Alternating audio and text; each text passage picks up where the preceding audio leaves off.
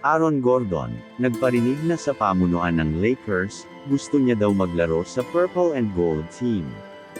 Subalit sinabi niya na kung kukunin daw siya ng Lakers, ay willing daw siya maglaro para sa team ng Lakers. Ngunit sinabi niya rin na nakapupulse pa rin nga siya ngayon sa kanyang team na Denver Nuggets. At handa pa rin daw siyang gawin ang lahat para magkampiyon kasama ang team niya na Denver. At dadako naman tayo sa sunod nating pag-uusapan. Klay Thompson talaga nga namang buo na ang kanya desisyon na lisanin ang kanyang team na Warriors, kung saan siya nakakuha ng 4 na kampyonato. Mukhang ang di na masaya si Klay sa kanyang dating team na Golden State Warriors. Kaya nga in-unfollow niya na lahat ng related sa kanyang team. Binabalak nga naman si Klay na kunin ng Lakers, OKC Thunder, at Portland Trail Blazers.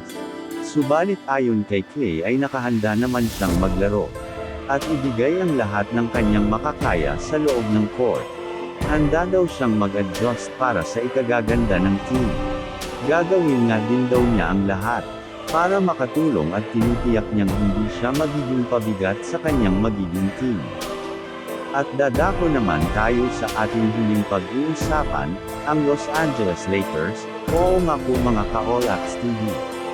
Los Angeles Lakers nga po, dahil ang mga fans ng Lakers ay nire-request nga po na maging head coach ay si Rajon Rondo. Para nga po sa mga fans ng Lakers, ay mas maigi pa na maging head coach ng Lakers si Rajon Rondo kaysa ka JJ Redick. Dahil si Rajon Rondo nga daw ay naging bahagi ng kampyonato ng Lakers noong 2020 champion. At gustong-gusto nga daw nito na maging parte ulit ng Lakers. Subalit wala namang pahayag si Rajon Rondo tungkol dito. At ayon pa kay Rondo, hayaan na lang daw na ang management ang magdesisyon. Handa naman daw siyang gumabay sa Lakers kung kailangan ng tulong niya.